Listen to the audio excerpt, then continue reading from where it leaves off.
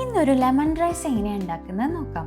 അരി വേവിക്കാനുള്ള വെള്ളത്തിലേക്ക് കുറച്ച് ലെമൺ ജ്യൂസും ഓയിലും ആവശ്യത്തിന് ഉപ്പും ചേർത്ത് തിളച്ചു വരുമ്പോൾ കഴുകി വെച്ചിട്ടുള്ള ബസ്മതി റൈസ് ചേർത്ത് കൊടുക്കാം.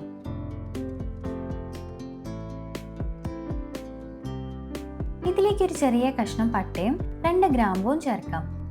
ഏകദേശം 7 മിനിറ്റ് തിളയ്ക്കുമ്പോഴേക്ക് അരി ഒരു 1/4 ഭാഗം വെന്തിട്ടുണ്ടാവും. ചോറിലെ വെള്ളം കളഞ്ഞ് അരിച്ച് മാറ്റിവെക്കാം. ഇനി ഒരു പാൻ വെച്ച് ഓയിൽ ഒഴിക്കാം. ഓയിൽ ചൂടാവുമ്പോൾ കടുക് പൊട്ടിച്ച് ലോ ഹീറ്റിൽ വെച്ച് അതിലേക്ക് ഉഴുന്നുപരിപ്പും കടലപ്പരിപ്പും ചേർക്കാം. കുറച്ച് സമയം ഒന്ന് ഇളക്കിയ ശേഷം നിലക്കടല ചേർത്ത് കൊടുക്കാം. 2 മിനിറ്റ് എല്ലാം കൂടി ഒന്ന് റോസ്റ്റ് ചെയ്തെടുക്കാം. ഇനി ഇതിലേക്ക് എരിവിന് ആവശ്യമായിട്ടുള്ള പച്ചമുളകും വറ്റൽമുളകും കുറച്ച് കറിവേപ്പിലയും ചേർത്ത് കൊടുക്കാം.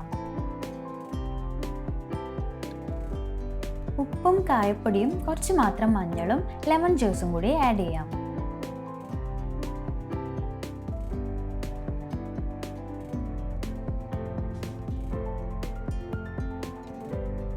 വേവിച്ച് വെച്ച ചോറ് ചേർത്ത് എല്ലാം കൂടി നന്നായി മിക്സ് ചെയ്യാം.